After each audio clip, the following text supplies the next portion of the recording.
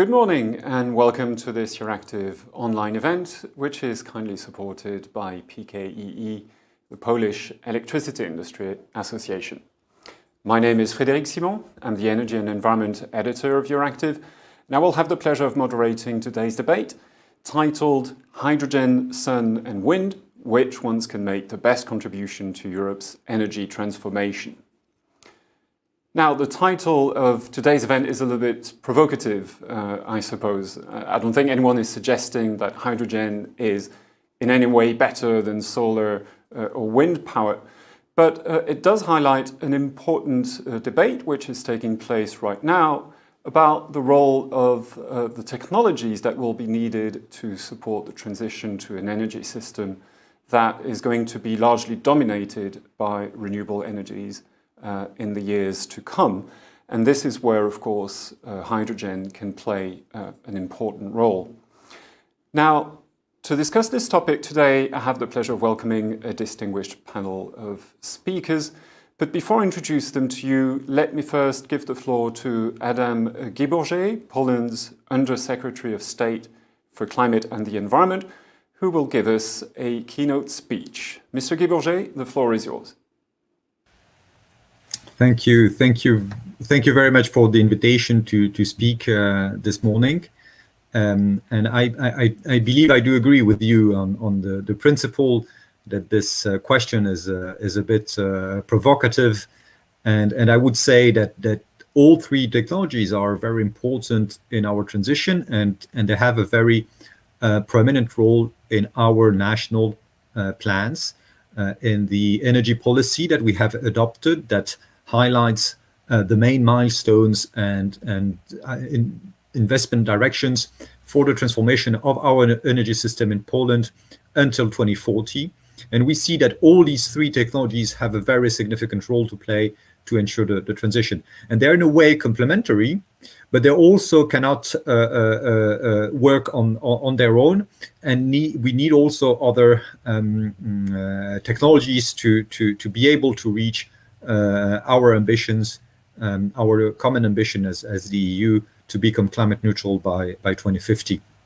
And in Poland, we have developed this energy policy, which indicates the main directions for the 2 decades to come.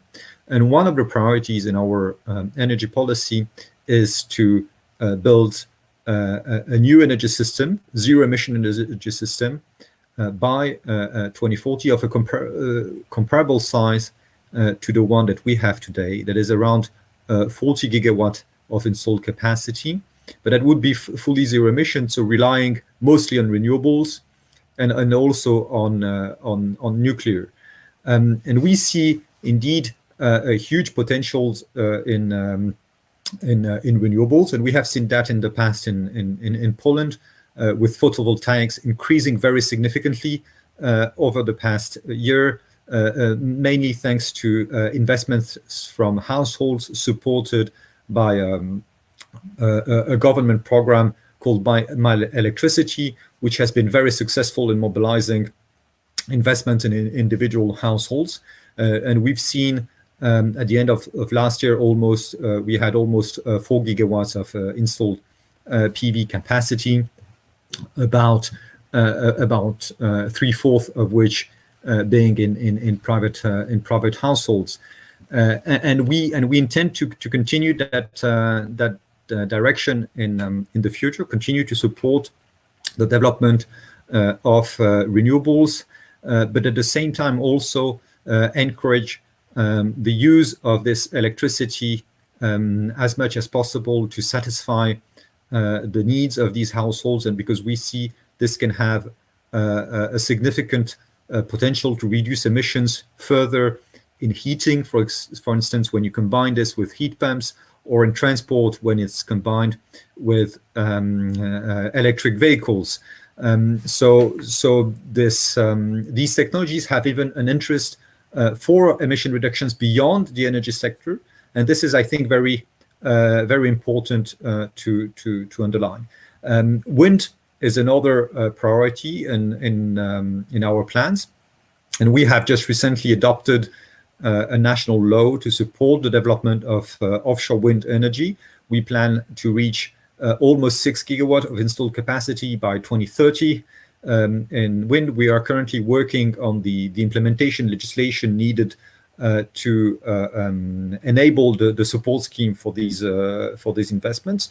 Obviously, the big advantage of this offshore wind compared to photovoltaic is the greater stability in the production profile of wind energy, which makes the recourse to other backup sources less significant, or energy storage. And hydrogen can be one of these solutions where that can be used to stabilize the work of the grid, to store energy, and that could be used also to further reduce emissions in other sectors.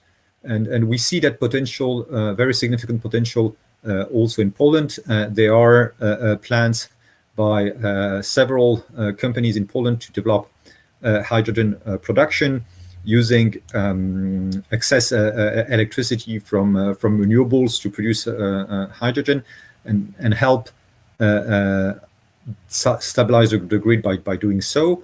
And we have presented a draft hydrogen strategy until 2030 earlier this year, where we assume we could reach 2 gigawatts of electrolyzers by 2030.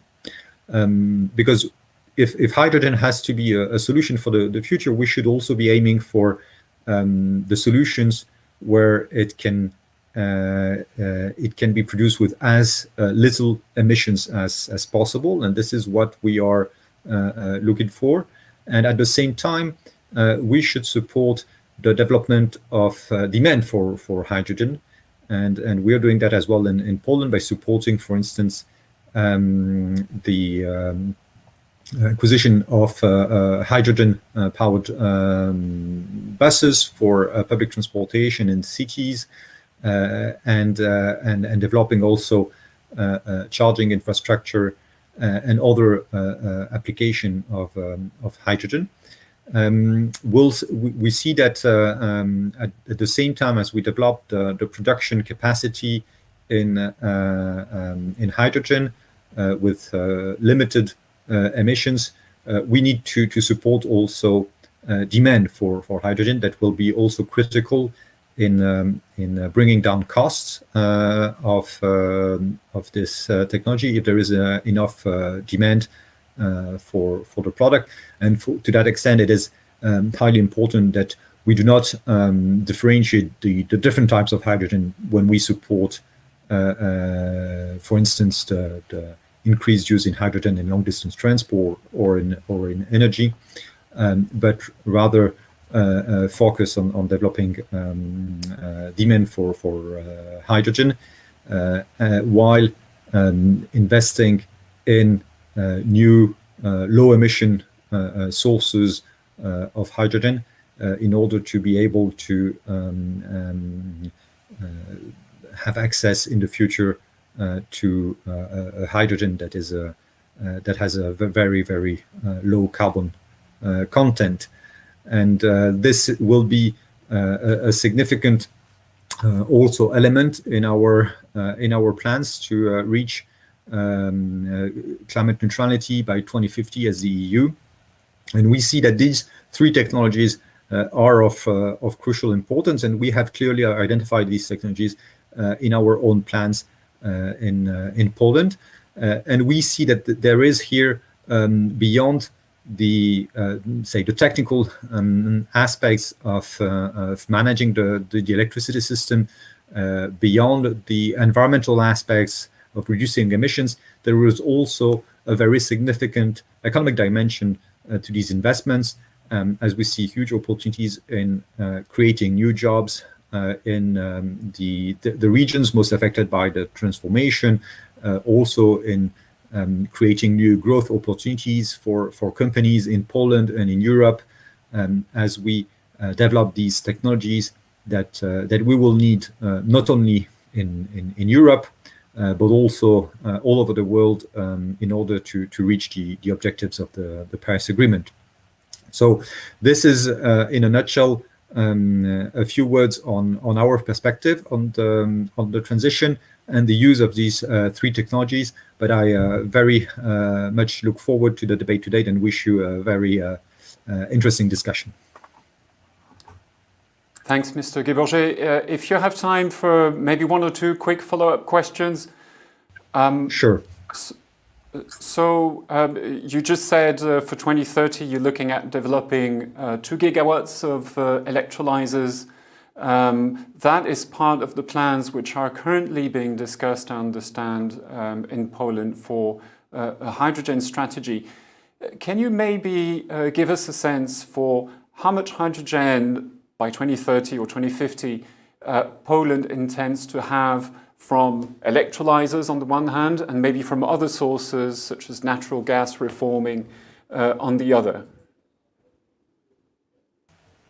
I think that until 2030, we are really looking at the very beginning of the road. Today, we are already a very significant producer of hydrogen. It is mostly using steam reforming, as you said. So it is a technology that is still generating some emissions, and we will need much more capacity, production capacity in low emission hydrogen if we want this technology to be viable in the long run and really helpful to reach our objectives. But at the beginning, in this first decades, it will still be a very limited element in our energy system, and it will gain in importance rather in the next decades, both in terms of quantity and as an energy storage capacity. Thank you. Maybe one final question. How much of Poland's gas infrastructure needs to be retrofitted to transport hydrogen? Because this is one of the questions which is being debated currently in Brussels. Have you identified the needs and maybe also the costs associated with this, the retrofitting of infrastructure? And how can you ensure that when you do that, this does not create some sort of lock-in into fossil fuels for the years to come? Mm-hmm. Yes, I think indeed it is important when we look at investment in gas to remember on the impact on the short run, on the longer run. To some extent,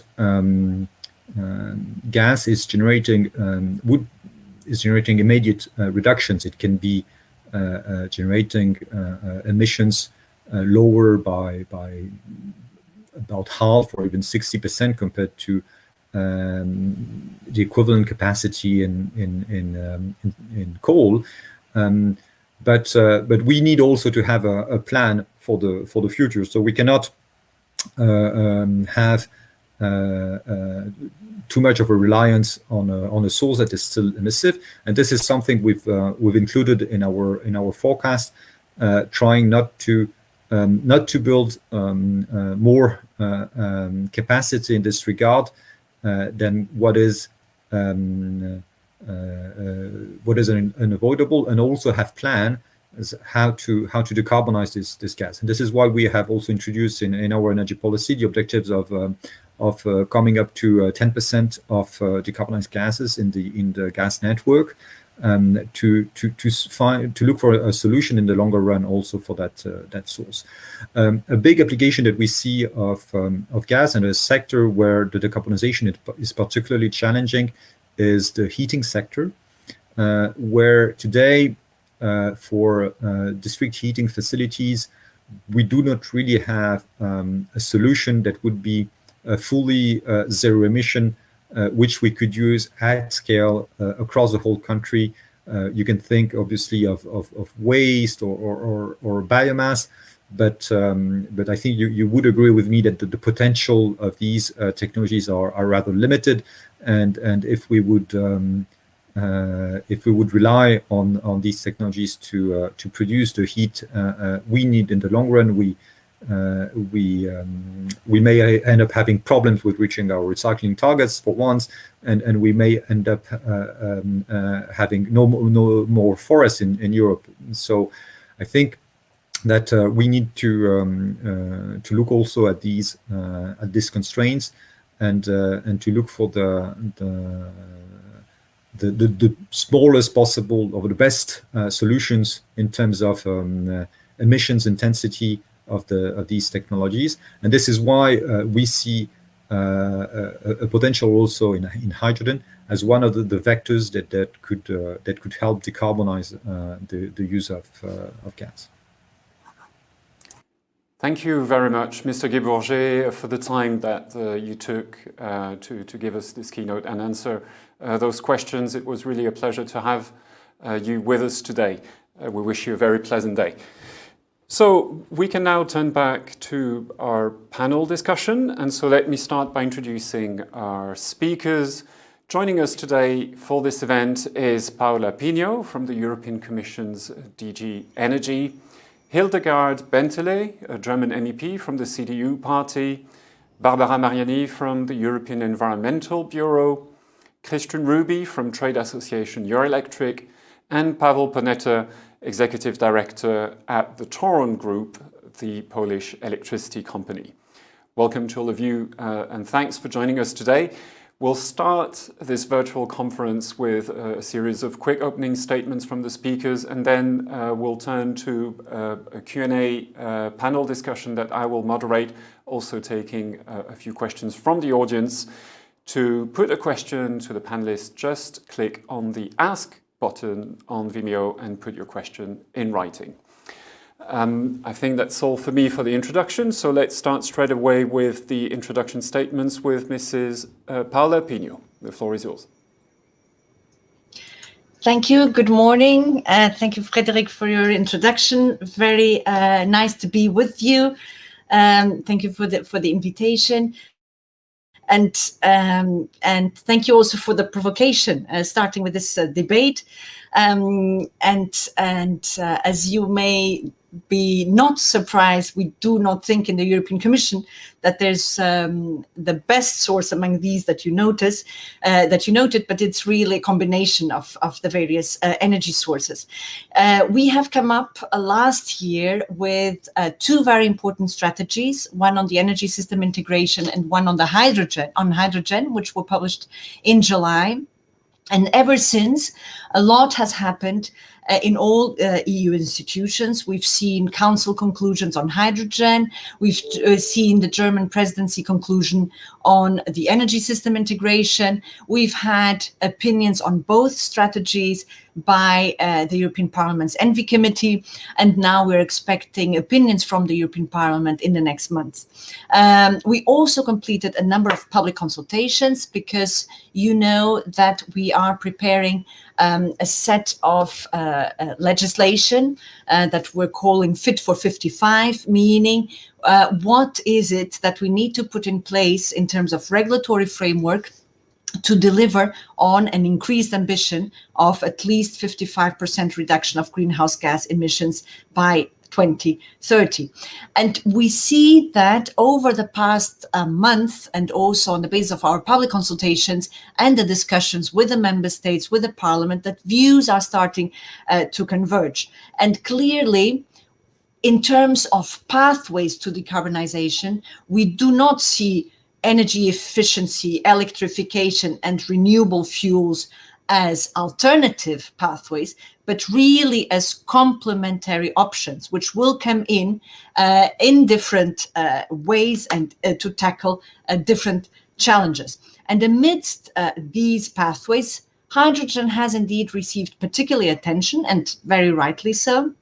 It has no CO2 emissions at the point of consumption, and it is a very versatile option to help decarbonize a range of sectors, in particular also those who are especially difficult to decarbonize. Now, hydrogen is not an energy source. It cannot be compared with solar, with wind, or with natural gas for that matter. But it can be used in specific applications where we do not really have alternatives, such as some applications in industry, heavy duty or long distance transport applications. But even within these applications, we believe that first and foremost, we need to continue to apply the energy efficiency first principle, ensuring that really we make the most out of our limited resources. And we very often forget to go about it in terms of energy efficiency. Now, it has also become clear that setting targets for renewables and for hydrogen, for that matter, is not sufficient to achieve our targets. We do need a more comprehensive approach, what we like to call a holistic approach, and we need to look at a range of policy options to help the upscaling of renewable and low carbon energy, including on infrastructure, on markets, on digitalization, and research and innovation. Without all of these, it's not enough to just foresee bigger targets for the different renewable energy sources. And that is why we are now preparing this Fit for 55 package, precisely because these issues need to be addressed through different instruments and in different legislative acts. It is a challenge. We remain optimistic. As said, we believe the last months have shown convergence or increasing convergence, at least at political level. We are working out on the details, but the big lines are clear. And it's also clear we do need energy efficiency, we do need more renewables, and we need innovative solutions and make the best out of our research and innovation to really be able to decarbonize our energy system. Thank you for your attention. Thanks. Let me turn straight away to Hildegard Bentley from the European Parliament. Yeah. Thank you very much for the floor, and hello to my fellow panelists. I think if wind and solar energy would make the best contribution to EU's energy transformation, we would not have gathered here. While these sources of renewable energy have become an important part of the EU's energy mix, and as the Understate Secretary of Poland has just stated it, we all do know that power generated from wind and solar energy fluctuates significantly. In addition, the power generated is often not produced where it is consumed. So we need storage and we need transport solutions. Hydrogen can be part of that solution. It can serve as an energy carrier, a fuel and feedstock, and is widely usable in various sectors such as heavy industry, transport, and the building sector, which makes it an important tool on our path to climate neutrality, just as the colleague from the Commission described it. Our efforts should target at green hydrogen from renewable sources in the long term, but we will need low carbon hydrogen for a limited transition period. Low carbon hydrogen projects can facilitate a wider deployment of hydrogen, and what is crucial, contribute to the upscaling of the market for hydrogen. Crucial will be a reliable and safe infrastructure and a level playing field between hydrogen and competing technologies. The Parliament therefore encourages the Commission to revise several legislations and guidelines, such as the Renewable Energy Directive, the Alternative Fuels Infrastructure Directive, the 10E and the emission trading system, energy taxation, and the energy and environment state aid rules. We also encourage the Commission to introduce comprehensive terminology and European-wide standards and criteria for the certification of hydrogen on the basis of life cycle emission assessments. But I'm not only a member of the Committee on Industry and Environment, I'm also a member of the Committee on Development. And in that role, the international dimension of our decisions is always close to my heart. As regards hydrogen, we'll have to rely to a certain percentage on imports, even if we can unlock our full potential in the European Union. I therefore encourage the Commission and the Member States to engage in their partnerships with third countries to secure and diversify our imports and to enable the exports of our skills, knowledge and technology in order to enable and strengthen sustainable business, but also to contribute to emission reduction outside the EU. Thank you. Thank you very much. Let me turn to Barbara Barrieni now. Thank you very much. Thank you for inviting the European Environmental Bureau to this debate. Very briefly, the European Environmental Bureau is Europe's largest network of environmental citizens organizations, and we represent 160 organizations across 35 countries. And two main elements guide our climate work. One is scientific evidence, and the second is citizens' concerns. So both these elements point to the fact that we are in a climate emergency, and therefore we need to really take measures quickly. Regarding scientific evidence, I would like to mention two main references here. The first one is the IPCC report of global warming 1.5, and the key message here is that 1.5 degree is really the threshold above beyond which climate change impacts will become so impactful that they will really interfere with life as we know it, and with our lifestyle, and really threaten our life conditions. Therefore, this is really the environmental target we need to keep in mind when we make decisions on policies, on instruments, on finance, etc. The second one is the assessment made by the UN Environment Programme on global emissions gap, which keeps telling us that emissions are growing even during the COVID economic crisis and associated responses. Emissions have been growing. And it also tells us that if we want to hit the 1.5 degree target, we need to decrease emissions on a global level by almost 8% per year starting now. And with these figures in mind, it has been assessed that for Europe, on the basis of population equity and historical responsibility, such effort corresponds to an emission reduction target of 65% by 2030 and reaching climate neutrality by 2040. So these are some basic figures I think we need to keep in mind when we talk about how to decarbonize our energy system, but also our economy. And just to reply to the question of today's debate, basing on these assumptions, the European Environmental Bureau, together with CAN Europe, has developed an energy modeling scenario called the Paris Agreement Compatible Scenario, launched last year, which shows that we can reach a fully 100% renewable energy grid by 2040. And this study also shows what I'm happy that has already been said by Mrs. Pino, that energy and material efficiency measures to reduce consumption, together with rapid solar and wind increase until 2030, are the cheapest but also the easiest options to scale up renewable energy potential, to double electricity generation to cover increasing demand from industry, transport and buildings, and also for electrolyzers.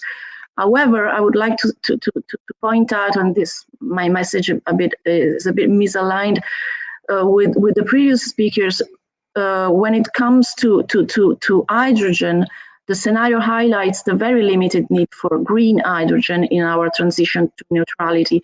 When I talk about green hydrogen, this is the only hydrogen that is really compatible with the 1.5 degrees. So this is the only hydrogen we think should be promoted, should be looked at when looking at different options to decarbonize the energy grid. So the main takeaways of our study are basically we need to quickly phase out fossil fuels, coal, oil and gas as soon as possible by 2030.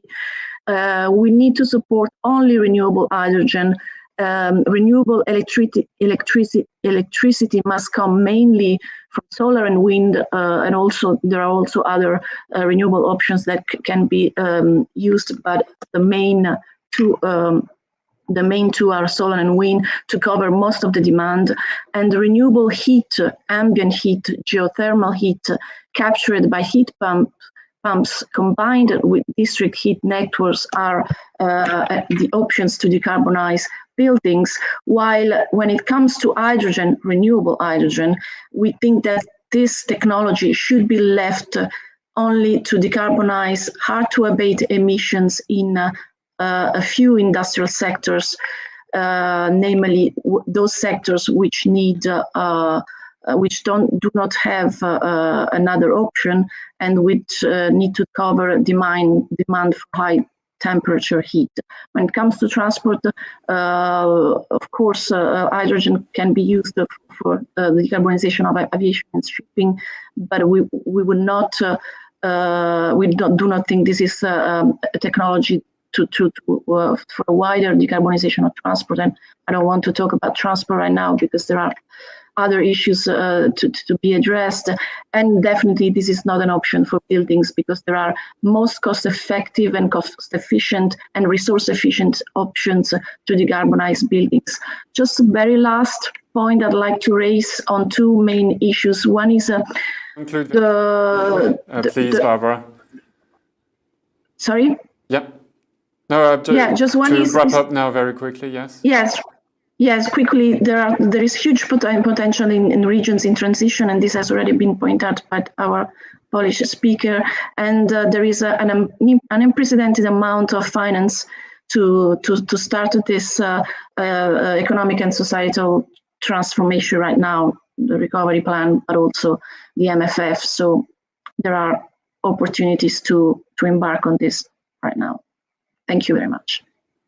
Many thanks, Barbara. You're welcome, of course, to raise a number of these topics later on during the Q&A debate. Let me now turn to Christian Ruby from Euractiv. Yeah, thank you. And I agree with what Paula said. It's nice to have these provocative questions sometimes because it sort of focuses the thinking. The first thing I thought of when I saw this title was it's like mul frit. You can't really do mul without frit, or you need both. So that's also the Euractiv approach to the whole question of hydrogen. We need it. There's a matter of proportions that needs to be respected, and indeed the principle of energy efficiency first, of course, needs to guide how much hydrogen we have compared to direct electrification. Our approach in Euractiv is clearly that we need to look at direct electrification first. This is more cost effective, it is more energy effective, and we avoid the energy penalty that comes with hydrogen. That said, there's no doubt that we need massive amounts of hydrogen and we need a significant upscaling. When, however, looking at the whole complex of around Fit for 55, just a few observations here. The first one is that when we look at the build-out needed in the power sector, we're talking about around 500 gigawatts of additional capacity in 10 years.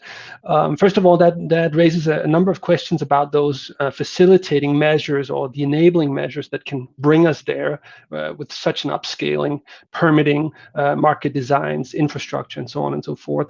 Secondly, the question is, when you add so much capacity, what is it going to do to the market, and how are you going to unlock the potential for not least direct electrification? When we look at the impact assessment of the European Commission, we see only 1% increase in the overall share of electricity in the total final energy consumption, and that's in a period where you're going to add another 500 gigawatts, corresponding to almost half of the power system as we know it today. There's an imbalance there that we need to talk about and that we need to analyze better.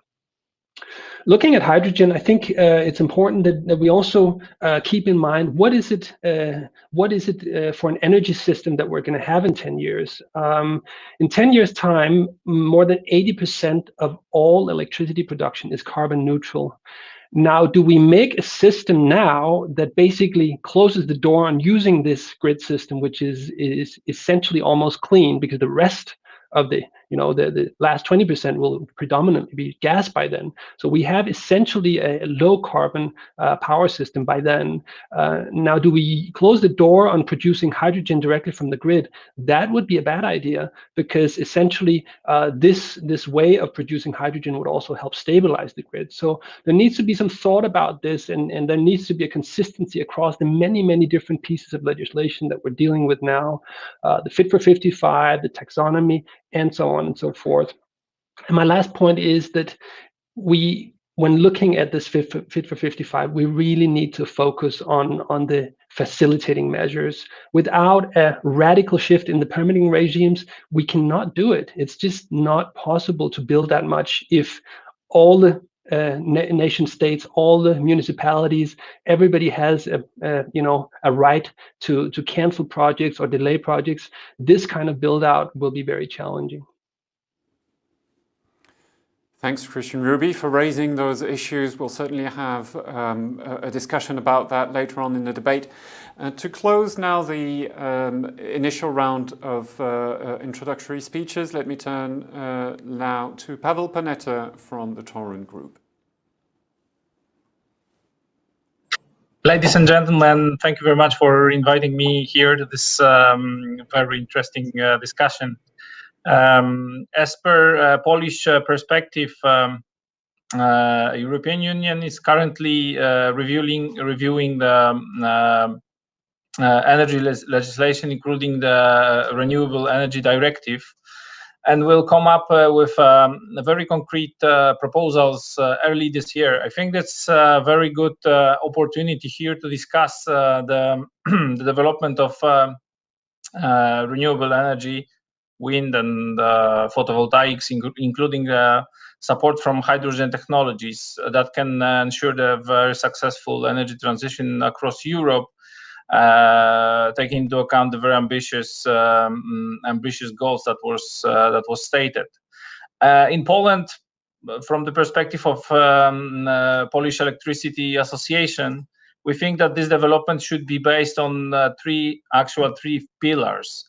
The first pillar is related with the integration of renewable energy sources, that must be done through the investments in grid, especially grids at the distribution operator system level. It's because this is where the biggest number of small and medium scale installations are being connected to. Just to show you an example, in 2020, to Tauron's distribution operator network grid, we connected around 100,000 micro installations with the total capacity of about 700 megawatts. It's just in 1 year. This grid must be capable, flexible, and smart enough to cope with these new conditions. Taking this number of microscale renewable energy sources, taking into account the weather conditions. Second of all, we think that second pillar is related with the administrative and financial support for the RES renewable energy sources development projects that must stimulate this sector in Europe.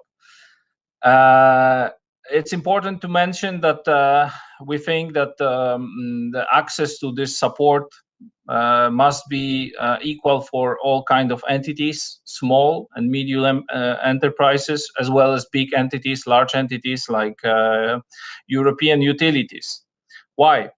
Large-scale utilities, they are capable to deliver quicker and bigger projects.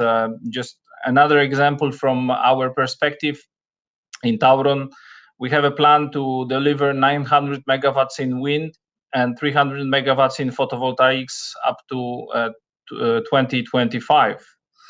Tauron also plans to engage in another offshore projects in Baltic Sea. And last but not least, third pillar is related with the hydrogen development, taking into account the research and innovation activities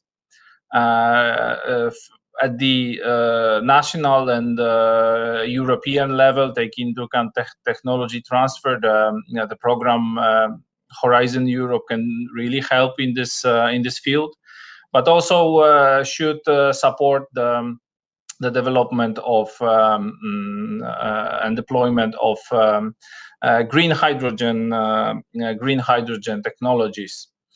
As we know, for example, in Tauron, that these kind of projects, especially in the large scale, are let's say economically not viable at the moment. We also promote in Poland the Polish perspective that we should try to be neutral when it comes to technologies, and not to promote any kind of technologies. We should take into account all the time the CO2 emissions and energy efficiency. Thank you very much. Thank you very much, Paweł Poneta. I understand Hildegard Benteler has to leave a bit earlier, so maybe I'll turn to you, Hildegard, for the opening question. We heard during the opening keynote and the presentations about the huge challenge that there is to decarbonize and to ramp up renewable production. In Poland, it's a massive undertaking because they're phasing out an energy system which is almost entirely dependent on coal. So let us now maybe for a minute turn to Germany, because the challenge there is also enormous. The country is just about to finish phasing out nuclear power that was promised just 10 years ago after Fukushima, and that is expected to close in 2022.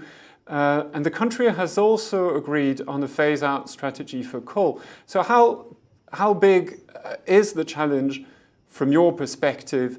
And I'm thinking as well, in terms of the elections, which are coming up later this year, what kind of ideas will the CDU party that you're a member of will put forward? What are the discussions currently taking place within your political family? Well, there are many discussions are taking place currently. It's a hard time, but of course we are looking to the future, and we have to, of course, provide a vision. And as you said, the latest target date for the fossil fuel phase out in Germany is 2038. End of 2022, the last of 6 remaining nuclear power plants will leave the grid. At the same time, the coalition agreement contains the commitment to 65% renewable energy in 2030 and a reduction of coal-fired power generation in line with the sectoral targets. This is why we and also mainly CDU, we have established a pretty ambitious German hydrogen strategy, and we have also put quite a good amount of financial means behind it, also under the recovery facility. But the problem is that we need to create much more. We need to create much more renewable energy, and this is, as it was mentioned, also by the colleagues who are observing the grids. It's not an easy task, and it's also not easy because we have very limited space in Germany. So our potential to increase renewable energy is really limited.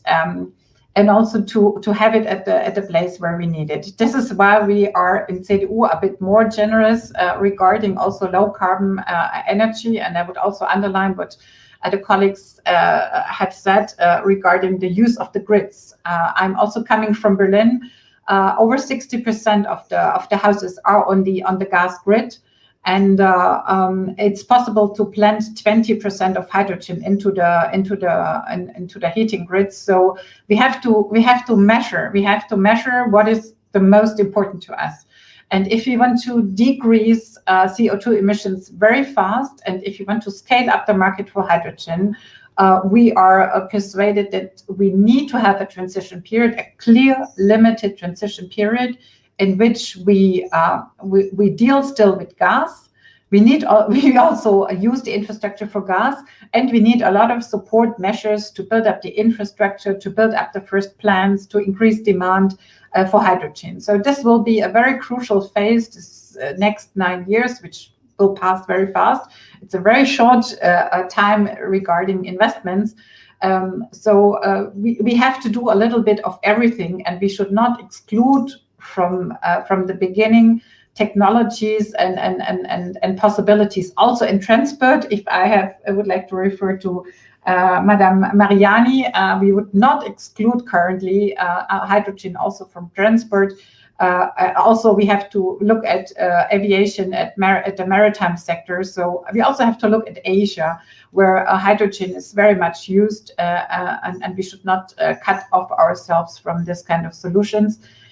So we have a very broad approach to hydrogen, and as we have seen in the last elections, where our liberal colleagues have fully embraced this broad approach to hydrogen in our southern federal state, Baden-Württemberg, where the car industry is located, they were rewarded by having this, promoting this broad approach and being very positive about hydrogen. So we put a lot of hope into these new technologies, since we face this double challenge, going without nuclear, going without coal. So for us, hydrogen is really a very, and have limited capacity for renewables. We have to really invest and promote hydrogen now. And also what I said, nobody was referring to that, we have to import hydrogen. And also the German government is fostering energy partnerships. We can see in Saudi Arabia, we have countries who turn from fossil fuel providers, they turn into hydrogen producers. And I think we should also use this opportunity to diversify our imports, because at least in Germany, we will continue to rely on them. Thank you, Mrs. Bentley. Let me turn now to Paula Pino. A question for you. The European Commission, as you said in your initial statement, has clearly prioritized renewables in its hydrogen strategy. But how can we make sure that enough renewables will be made available for hydrogen production, given the fact that a lot more will be needed for direct electrification as well? So, in other words, have you quantified this in terms of your objectives for 2030 in the hydrogen strategy? Thank you. Thank you, Frederick. Well, and indeed, and I have to emphasize here that from the Commission's perspective, our main objective and the vision is really to develop renewable hydrogen. But we do acknowledge that in order to speed up the decarbonization of existing hydrogen production and to allow for a rapid upscaling, we will also need low carbon hydrogen in the transition. So just to clarify this, then in terms of the needs, and you're absolutely right, the electricity needs will increase significantly, and therefore this would need to also be matched with a much higher penetration of renewable energy sources into the grid. We have set up in the hydrogen strategy a target, an EU target for renewable electrolysers of 40 gigawatt by 2030. We are encouraged by looking already at what member states are putting into place. And I have to say that this would have been thought of only a few years ago. But already when you look into the national energy and climate plans, where this is being noticed, but also now in dedicated hydrogen strategies, and the Secretary Gilles Bourget just mentioned it also from Poland, we are seeing an increasing number of EU member member states who do foresee the production of hydrogen and renewable hydrogen. We see that according to the latest information we have, more EU member states have pledged to more than 25 gigawatt of renewable hydrogen electrolyzers by 2030. So it is reassuring. And we are, of course, also counting with a bigger share of renewable energy in the final energy consumption. That is why we're also proposing to further increase the targets. You know that we have a current target for 2030, which was of at least 32.5% of the share of renewables in the final energy consumption. We believe that in order to deliver on the 55 reduction of greenhouse gas emissions, we would have to go up to 38 to 40% of share of renewables in the final energy consumption. But that is why really we are also putting the signals both on the regulatory front, but also in terms of investments that could trigger that additional capacity and that are prone to trigger that additional capacity that will indeed be needed. Thanks, Paolo Pino. Let me turn to Christian Ruby now. Obviously, there's a lot of pressure now being exerted on the electricity industry to deliver on these very ambitious renewables target that are needed to deliver not just green hydrogen, but for direct electrification as well. How can the industry now rise to this challenge? And what are the main bottlenecks that you've identified? Well, I think there's pressure. I think there's pressure, frankly, on everybody, because the climate challenge is not just one of the electricity industry. It's a societal challenge. And I would actually say, when I look at what needs to be done now, there's no doubt that there's a lot of pressure on us. But for me, the biggest pressure is really on politicians, on policymakers, and on regulators to align the rules so that you can unleash the forces of the industry. Because once those frameworks are there and the ability to act is there, there's no doubt that the industry will accelerate. The money is there. Private investors are very keen to invest in all this, and the will and the competence is there in the industry. It's really a matter of getting the business cases right and removing the barriers that we're facing. So what are those barriers? Well, I want to echo what was said by our Taiwan colleague. I think we really are not talking enough about distribution grids. Distribution grids needed or used to be, the last mile in a one-way street to the customer. Today, they're rapidly moving in to become the center of the new energy system because we have so many decentralized installations. I think it was very fascinating to hear what Taiwan was facing in very practical terms, 100,000 installations in 1 year. And I can tell you that over the next 10 years, 70% of those 500 gigawatts will be installed and connected at distribution level. There is a huge need for us to modernize those grids. Around a third of them are more than 40 years old. That figure is going to be 50% by 2030. So we need to modernize, we need to digitize, and we need to massively invest here. Now, this is a regulated business. That means we need to have the green light of the regulator to do it. So we need to modernize the tariff systems, and we need to make sure that regulators give DSOs the space to invest and react to those many things that are going on in the market. This is a critical thing to look at if we want to get this right. The other thing I want to repeat is about the permitting.